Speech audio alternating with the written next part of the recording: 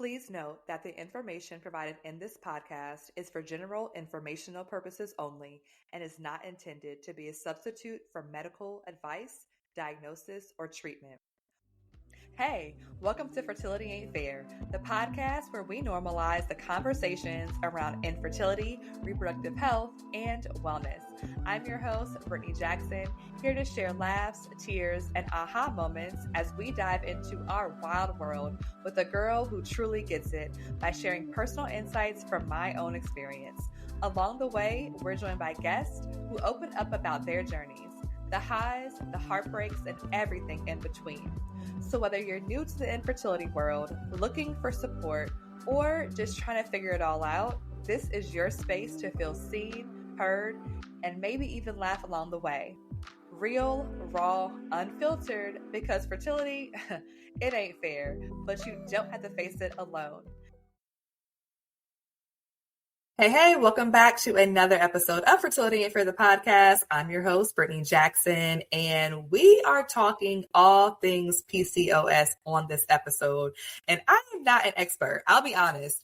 I do not think I was aware of a PC or ORS before I got into this community over the last several years. And it's very similar to endo. I feel like with endometriosis, I also had no idea what that was until I found out that I had it on this journey. So I think there are a lot of, women in this space who, either get diagnosed or have not been diagnosed, or again, find out through, going through a fertility journey that this is something that could be, affecting, their success or their outcomes. And they're like, what is this? And how come no one has ever educated me on what this is and how it can affect me? So we're going to try to do our very, very best to educate you all on PCOS. If you have no idea what it is, that's fine. If you are living with it, if you are well-versed in it, I am sure there is still something that you could learn, because I learned something literally new on every single episode. And I'm also thrilled because it's our very first episode tackling this condition in its entirety. So we have not had a full PCOS episode, so I'm excited, and I am so happy that I'm not by myself, because I am no expert, but Megan Stewart is. So we'll get into the bio. I always make sure I have all the facts right. So first and foremost, Megan is the founder and executive director of the PCOS Awareness Association, which is a nonprofit dedicated to educating, supporting, and empowering those affected by the condition. So since 2012, she has been leading the charge to make this a global organization, a leader in PCOS advocacy and patient empowerment, which we absolutely love. Under her guidance, this organization has launched transformative initiatives such as PCOS Con, Shades of Teal membership, Men of Teal, and the forthcoming Search for a PCOS Specialist platform. That's going to be dope and changing the game. She's also done a million other things, and we'll have all of that in her complete bio when we do this episode. But she's also someone who gets it because she is a PCOS girly. So she is speaking from experience and taking that experience and turning it into action. And that has been one of the highlights of being with this podcast and speaking to each of you all, because almost every single guest has turned their experience, their pain, their journey into an actionable something, right? An organization, a book, a group, a business, a side hustle. And we're all like, hey, we're here to help, because we didn't find help when we probably needed it way back when. So with all that being said, Megan, welcome to Fertility Ain't Fair. Thank you so much. And first, I have to say, I don't think anybody's an expert on PCOS. Fair. I only think that experts are experts on PCOS, because that is fair. But you know more than we do. And so at this point, you are our point of contact for PCOS. Yes, and we appreciate that. So as always, we have so much to unpack. So let's go ahead and jump in. And as with every guest, we'll start with the question, how are you currently defining yourself in this season, in this space of life? We're getting to know you for the very first time. We have the bio. What's not on the bio? I live a eventful life. And that's kind of a pun, maybe intended, maybe not intended. So outside of, being the founder of PCOS Awareness Association, I also work a day job. I also own a couple of other businesses, one being an event venue. So things are busy all the time. So I would say today's definition would be just busy. as we started off, right? Like we said, life is lifing, most definitely. I feel like I don't know about you, but I feel like January went by like that. Yes. I just looked up and it was like, oh, we're almost into February. I agree, 100%. Most definitely, yeah. Busy it is. So managing all of these things, let's get into the PCOS AA. So before we get into organization, so I think ground zero everything. I think we should assume that anyone listening knows anything about the condition. So let's start with the basics. How do you and your organization, how do you define what PCOS is? And because I don't know this, is there a cause? Like, is there a known cause about, how this comes about in your body and how it affects you at this point? Right. So I would have to say the name is deceiving, right? We've got polycystic ovarian syndrome is the name. Super deceiving. They're actually in the midst of trying to change the name. So more to come on that. But essentially, it's not just ovaries, right? It's what we're calling an endocrine hormonal disorder. It's literally affecting one's being from head to toe. And when I say head to toe, I literally mean head to toe. So if we're talking just some of the symptoms here, on the head, you're going to probably lose your hair on the top of your head. You are probably going to grow it elsewhere, like face, neck. I've got friends that have PCOS. It's hair on the chest, hair on the back. We're going to think of it almost as a one of the things, if you're getting a blood test, that they'll notice is that your testosterone levels are higher. So if you're going to think about it that way, then you're also going to think male pattern baldness. And then that's the losing the hair on the head. And then you're going to turn around and grow a beard, unfortunately, right? Then we're also talking weight gain. A lot of women with PCOS are, carrying around a little extra weight. Like you said, it is the actual number one cause of infertility in women. And that's normally when women are being diagnosed with PCOS, is because they're finding that it's hard getting pregnant and they're not sure why, what's going on. They go to the doctors, run a bunch of tests, and lo and behold, it's PCOS. It's actually, it kind of like tricks your body into believing that you're diabetic. So that's why a lot of women with PCOS are prescribed metformin, which is a diabetes medication. We have what's called insulin resistant, PCOS, and that's also going to play into, the weight gain. The funny thing is that symptoms are constantly being found, right? I literally, at least once a year, I'm being notified about another symptom with PCOS.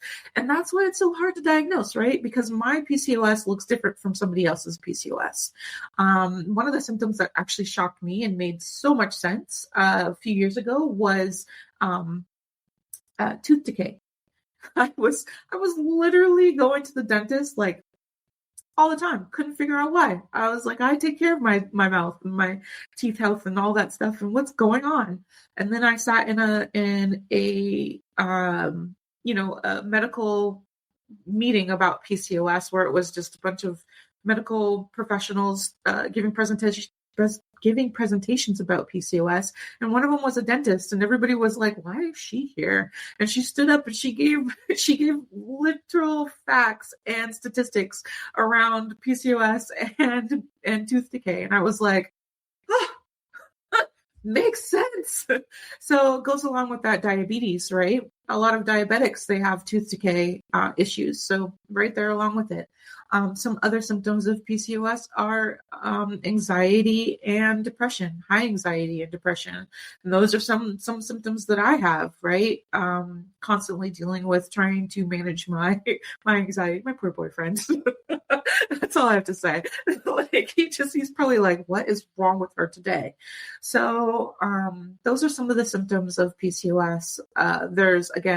They're always coming up with new symptoms. And it always amazes me to correlate those symptoms to myself and others that are suffering from PCOS.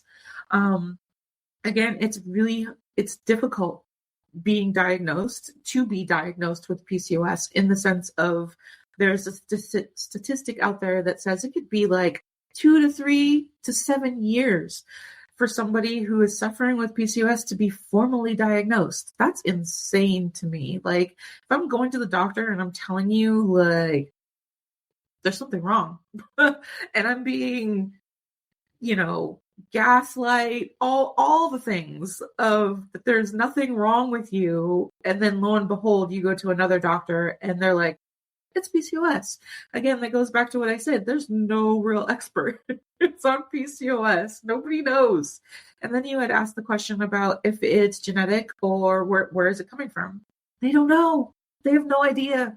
There's so many different genetics, what we eat today, just your environment. There's so many different reasons on why PCOS exists that they just can't figure out what the main cause is. And that's something that also just irks me. A lot already. So off the box. I definitely was aware of, like the diabetic type of symptoms. I had heard women talk about the weight gain and the hair and those kind of things, but tooth decay is wild. Right. And the fact that, again, I agree, people are not experts and again, I don't want to correlate because they are not the same thing, but as someone who has endometriosis, it sounds very similar in terms of hard to diagnose, can take upwards of 7 to 10 plus years to get a diagnosis. Same stats on this side. And for Black women, it's even more years. Even worse. Same reasons, right? Like no one believes your pain, you're fine, the scans are fine, the blood work is fine, you're fine on paper, but you're not fine. And then again, you can't find anyone who really understands the condition. And again, I love that we keep finding new things to connect dots back to it, because it does help. I think, it validates you. It makes you like, hey, I'm not losing my mind. You know what I mean? Like I knew something was wrong, or I felt this way. And so again, very, very similar in terms of it's a full body condition. Yep. And I think, the same with endo is that it was limited to be a period condition or to be a reproductive condition. It's a full body condition. Same as PCOS, that affects every part of your body. And it is, part hormonal, part, again, same things, environment, food, genetics, whatever, but who knows really, right? No one. And so I'm glad that, you are doing the work from a space of being a patient, and to advocate, but also from a space of this organization is here to shed light and continue to push support, right? Yeah. So in terms of diagnosis, let's talk about your story. So tell us about how you found out you had PCOS and kind of like, what was your journey to get to that point? Was it multiple years? Did you know something was wrong? Kind of, what was your path to get to that diagnosis? Yeah, I feel like I share this story often, and I apologize to anybody that has heard this story, but it is my story. And it's crazy because my story is similar to a lot of other women's stories with PCOS. And it's sad to hear that, just because, I actually started showing symptoms around the age of 9. And if it wasn't for my mother, I don't know where I would be today or if I would even be today, because mine was a bit on the extreme side, right? So from ages 9 through 16, my mom just knew something was up. She knew something was wrong and she wasn't getting the answers that she was like looking for. I just remember, again, I was young. I just remember being like, okay, Megan, time to get up. Person being like, again, what is happening here? Right. And some of the symptoms that I showed were weight gain, hair loss on the face. I'm sorry, hair loss on the head, hair growth on the face.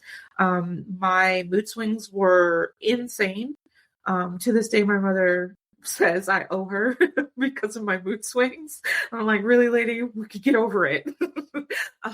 So yeah, I just was not, I also had pelvic pain. I was in a lot of pain. And the one time that I do remember, like, I don't remember I remember going from doctor to doctor, but I don't remember like the outcomes from being at those doctors, except for one. There was one I remember because it made me pretty upset and it made my mom very upset. We were told that it was in my head and that I was faking things to get out of school. Yeah. I think that was about the last doctor that I had seen before I was finally diagnosed. My mom, again, if it was not for her, I don't know. I don't know where I would be, but finally at the age of 16, I still had not had a menstrual cycle.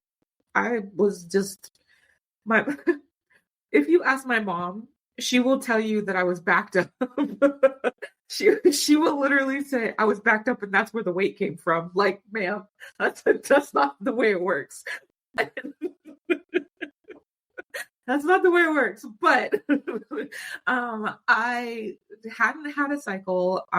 She was told that it was from everything from that it was just puberty and I just had to get through it, or I just need to lose the weight, or the ultimate one that really just pushed her over the edge was that it was in my head and I was faking things to get out of school.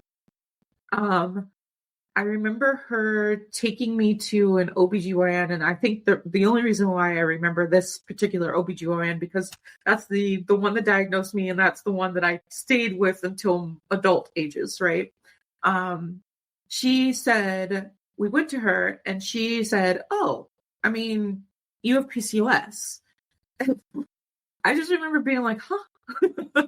And even then, here's kind of like what we're trying to get medical professionals not to do, right? Even then it was, oh, don't worry about this you don't have to worry about this until you're ready to have children. And at the time, of course, I'm 16. I'm like, ew, I don't know, thanks. Like, that's not on my mind. That's not what I'm thinking of. But at the same time, for me, here's the extreme part. For me, I was also diagnosed with cervical cancer in that same meeting, right? Because I had a pelvic exam, all the things happened, and was diagnosed with cervical cancer. So it was really like, let's take care of this before we even think about the PCOS portion of things down the line. And I didn't think about PCOS until maybe 21, 22, when I actually had I had went to work. I sat down at my desk at work, and I just remember all my coworkers being like, what's wrong? Something's wrong. Like, color was just out of me. I looked clammy. I felt just nauseous, sick. And I immediately called my mom and was like, hey, meet me at the ER. She met me at the ER. They ran a whole bunch of tests. They came back into the room and they were just like, oh, well, we've seen your file that you have PCOS. And I was like, oh yeah, well, I remember being diagnosed with that. What's that again? And they were like, this is just something that you're going to have to deal with. Your cysts are rupturing. That's it. That's it. Like, bye. We'll talk to you later. So you go to the ER and they're like, hey girl, PCOS, no big deal. Like you're having ruptured cysts, which is a whole thing in itself, right? Mm-hmm. Right. And they're like, take Tylenol, go home. Like, what happened? Yeah. Oh yeah. I remember them hooking me up to, IV and being like, hey, we gave you fluids. Bye. See ya.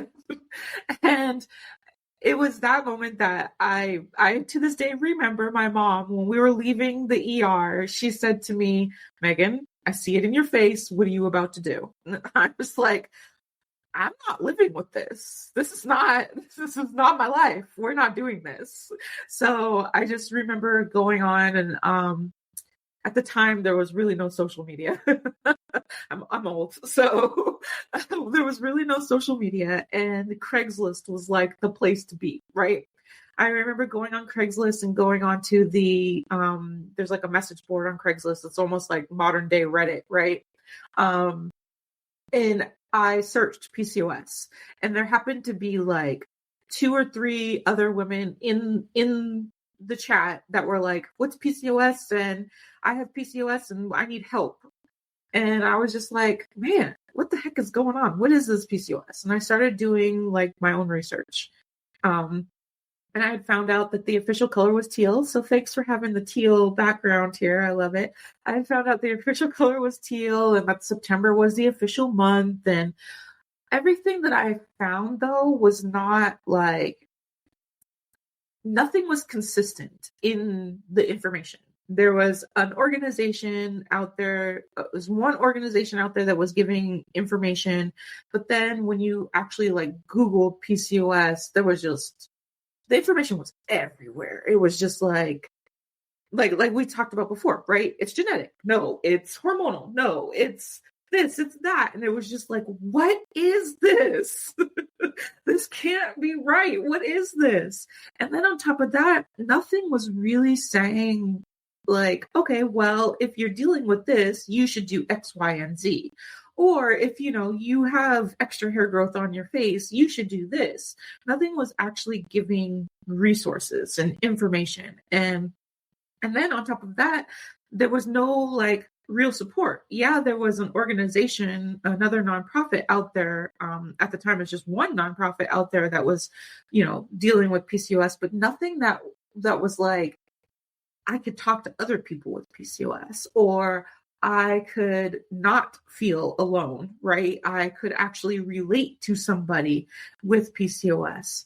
My dad is one of 9 children, and my mom is one of 4. I have a big family, right? My family's very close. Everybody was now, after an ER visit, everybody is, of course, calling me like, "Hey, what's going on? What happened? What's wrong? What's going on? What were you in the ER for?" At the time, I was like, "It's PCOS." And everybody else was like, "What the heck is that?" And I was like,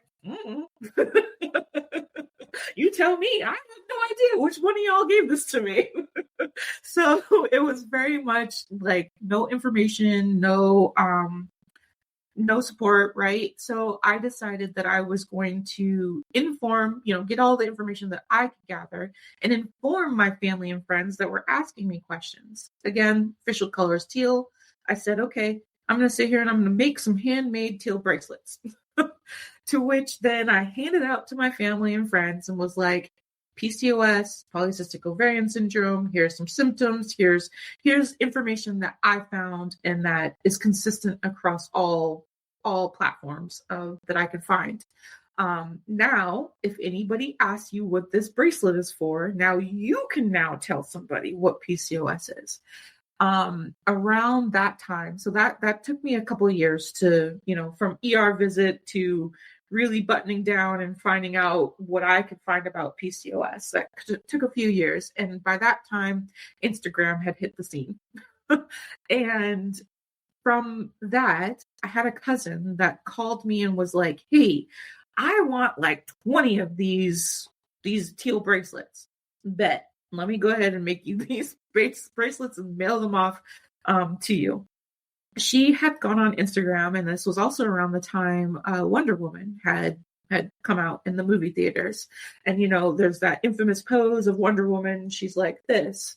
So my cousin had lined her arms with the teal bracelets and went on Instagram, posted a picture of herself like this, and was like, "I fight for PCOS. I think she said, "I fight for my cousin," tagged me, and then hashtagged PCOS. And I woke up like the next morning to tons of messages in my inbox on Instagram from people all over the world asking me or saying things like, I have PCOS. I've never seen this before. Where do I get one? Can I buy one from you? I ended up like not knowing, young and not understanding like the cost of things, right? I ended up making these bracelets and mailing them off to places like the UK, New Zealand, there was Australia, there was just all over the world, right? Not understanding that the postage to actually mail this stuff was probably more expensive than anything, right? But I got it in my mind, like, if this is, what people needed and wanted, then I need to start doing this on a larger scale. This needs a voice. This needs a platform. This needs visibility. So I started then really selling those handmade bracelets to pay for my 501c3. And that's when PCOS Awareness Association was born in 2012. So here we are. Many years later, I feel like it's only been a couple of years, but then when I look back at all the things that we've done, and I'm like, dang, we've been around for a while. We've been around for a while. We've done some pretty amazing things. Like, I'm very proud of my team and what we've accomplished, and I'm even more excited to see where we go from today. Well, good. So I will not stop you in mid-flow because it was good information and that deserved just let it go. Couple things. So yeah. And you said that when you were at the doctor and the doctor was like, hey, you have this, but you don't need to worry about it until, later in life or when you want to have children. And that's something that we want to change. Yes. When it comes to physicians. And I completely agree with that because, again, it seems like they're not giving you any resources. They're not telling you how to manage this. They're not telling you, what you need to know. It's almost like all of these conditions that they, deem as reproductive or, women's health conditions, they want to put off until you're at childbearing age. And, think about the years, if you are, diagnosed younger, right? The years that you're going to go potentially, right? Before you get to that point you might want to, choose to expand your family.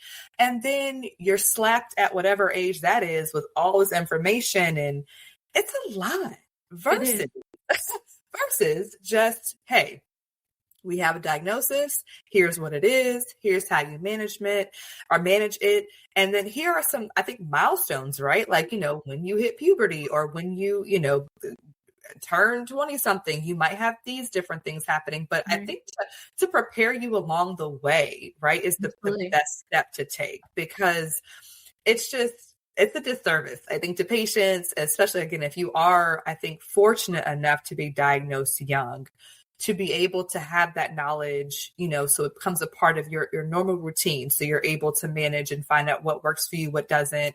You said get medication if you need it, change lifestyles, all these things, a lot of, and again, I'm no expert, I'm a doctor, but I think there are a lot of, fertility issues that were not fertility issues had they been caught or managed or alleviated, right, in our adolescence. And so that was a key point that I wanted to make sure that we acknowledge that, if you are given a diagnosis, again, no matter what age it is, because I was told the same thing, like, oh, we found endo when we had this surgery for your fibroids, but don't worry about it, it's fine. It's fine. No big deal here. And in reality, it's the biggest deal of all time.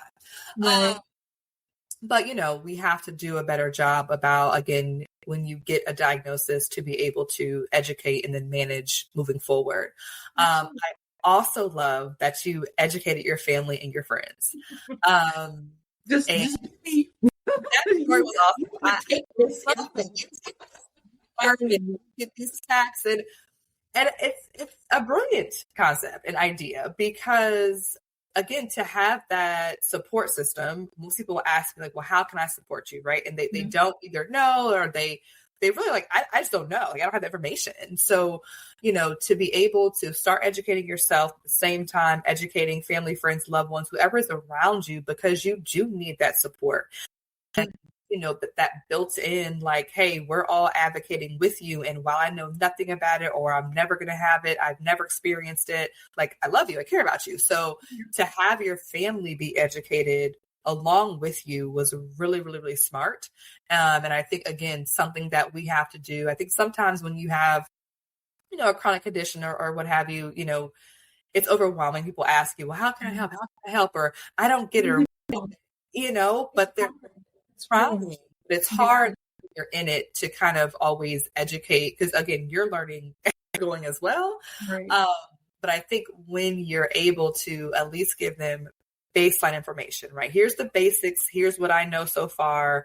And I will keep you all updated. And then they can ask, more specific questions, or they can say, hey, I saw this, does this make sense for you? Or whatever it is, right? They can be a resource, or they can, again, advocate. But I think you doing that was also a really, really important note as well.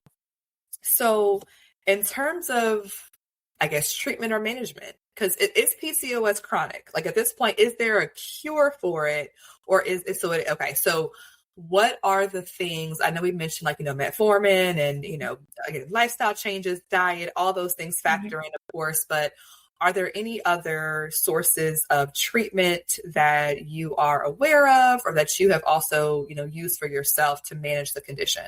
Right. And so that's really difficult, because there is no one treatment, right?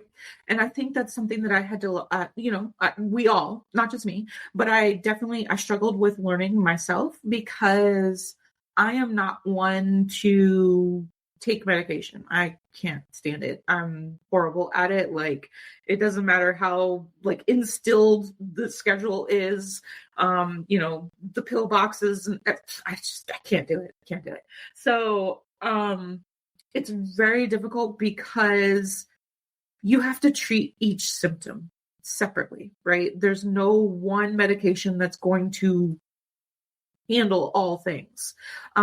If you're taking metformin, that's for the insulin resistance, right? That's not going to cure that's not going to help the hair loss or hair growth. That's not going to help, depression, anxiety. So you literally need to treat each symptom separately. I would say that, and that's different for everyone, because, and it's funny that we say this, because it's not only different for every individual person dealing with PCOS, but it's different even for that one person. Like, at any given time, my hormones are going to be different, right? My hormones from last year are different from my hormones this year. Therefore, now I have to find a whole nother routine to fall into. And I'll admit right now, I'm in the boat of, like, from 2 years ago to now, 2 years ago, I lost a bunch of weight.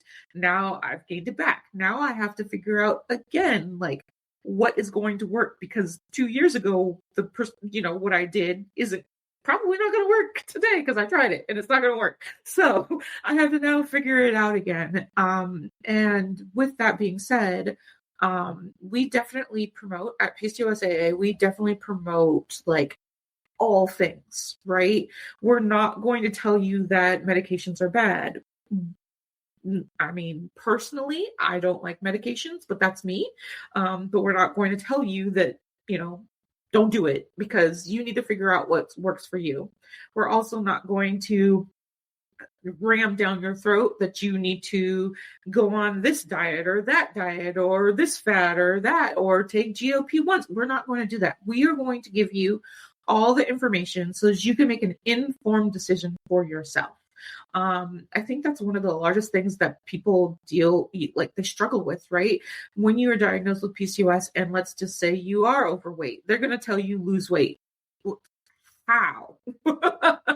How? Because I kid you not, I smelled a cookie from down the street and I gained 5 pounds. So I kid you not. So it's very difficult to really be able to tell somebody what they should and shouldn't do, because they need to figure it out for their own self. But again, we're going to try and give you all the different options so that you can make a decision for yourself or try the different options. Myself, one of the things that definitely helped me was first the root of me not having a period, right? Me not having a cycle was, as my mom would say, backed me up, right? So I needed to work on that. And one of the things that I did and that worked for me, might not work for somebody else, but I would say just give it a try, is acupuncture. I went to a women's health acupuncturist specifically. And I told her everything that was going on, and she was like, oh, okay, yeah.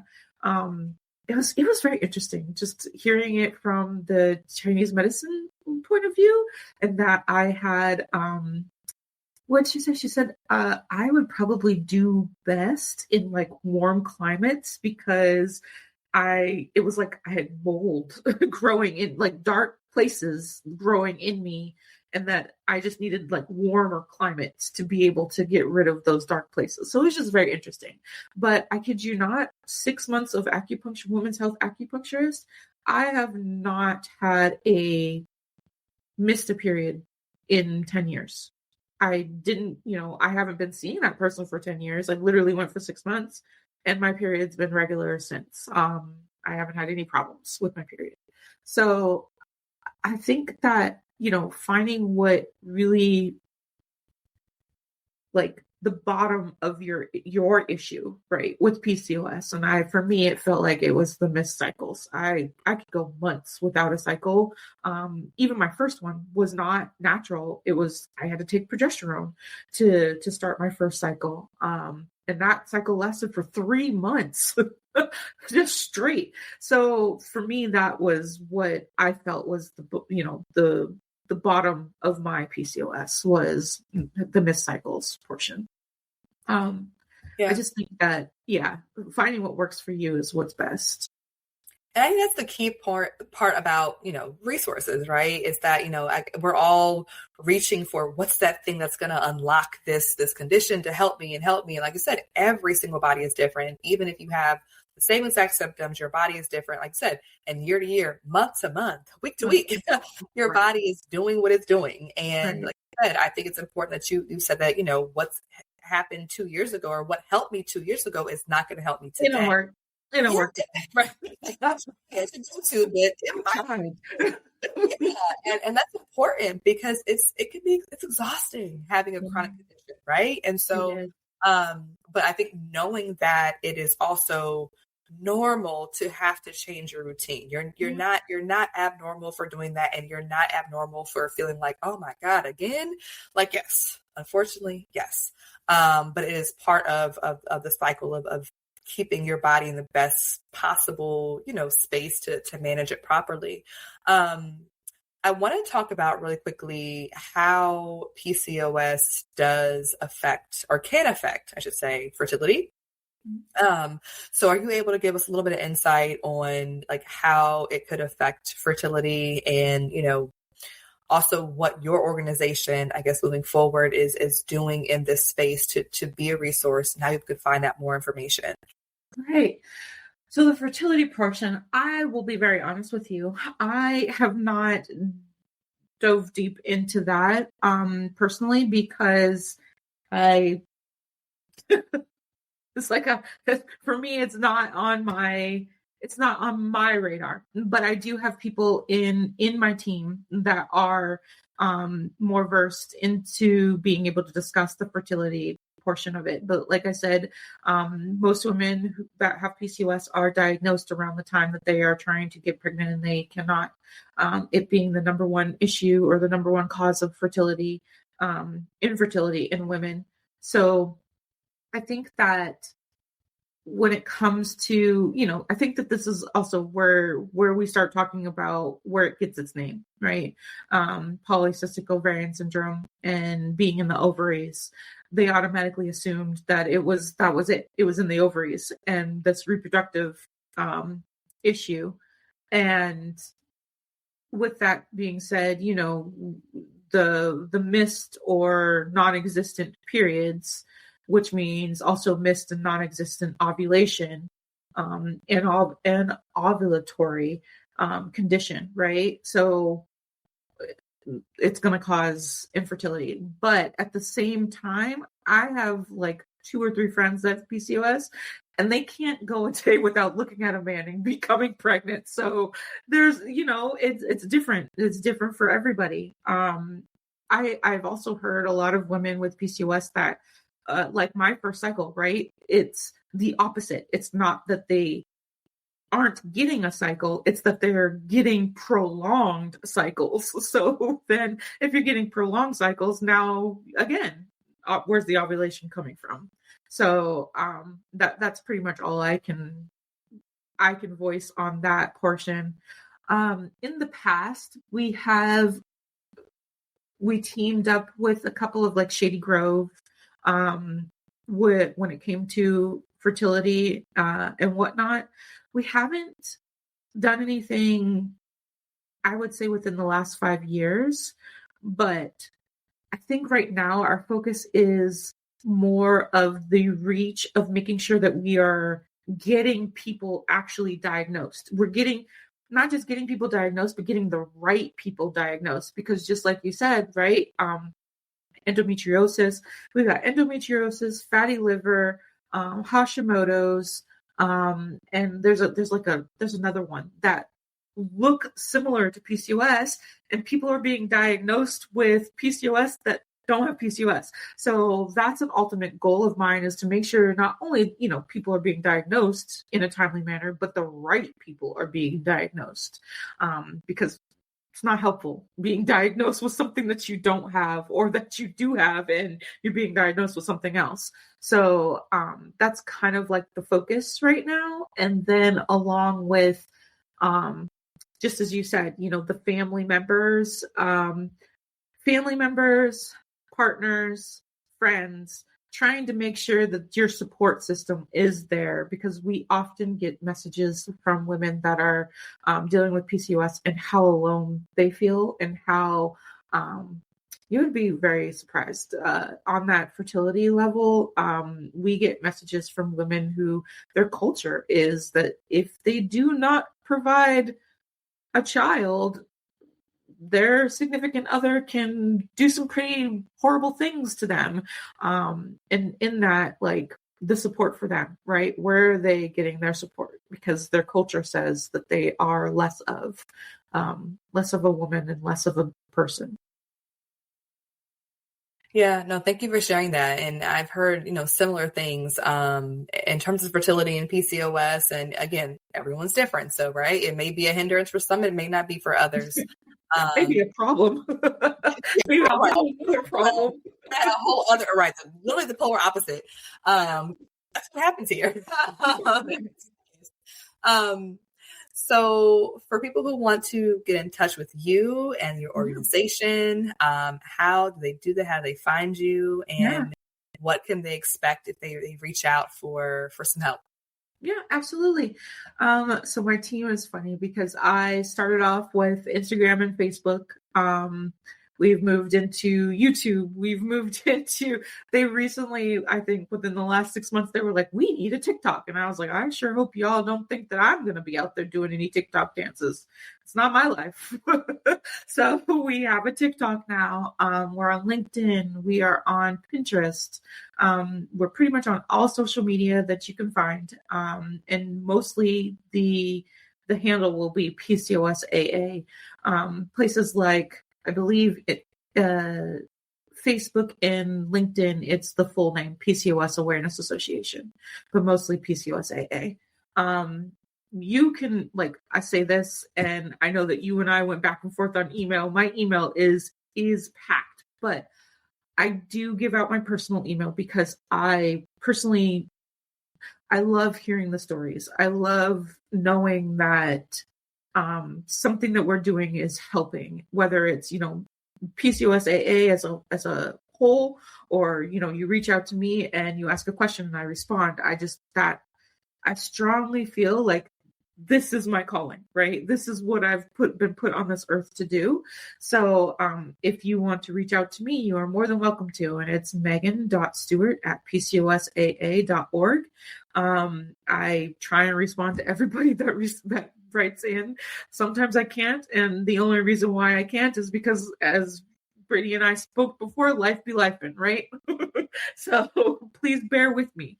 And I want to say that is something in discussing like your different hormones, different stages of life. One of the largest things that I like to tell people, and that I need to practice myself, is giving yourself grace, right?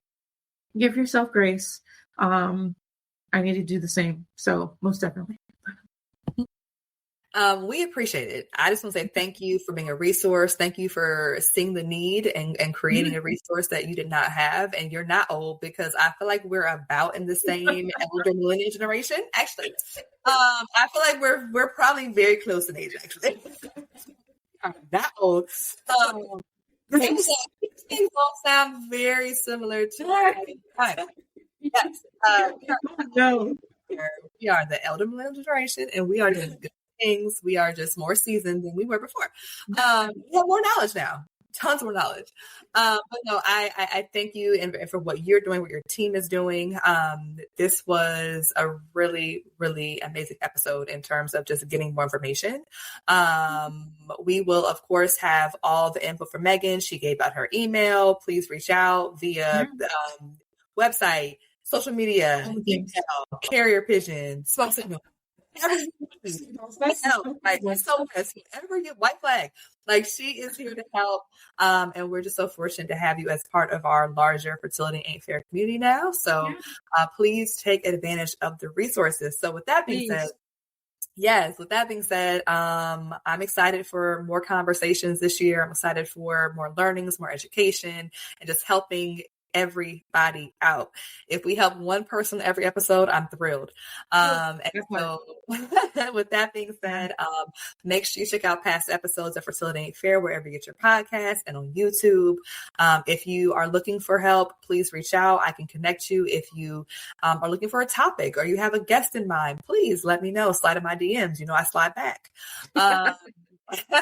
And also newsletter. I'm going to put out a newsletter probably sometime in one. So please make sure you sign up for our newsletter. I know you probably in the past signed up and I gave you nothing.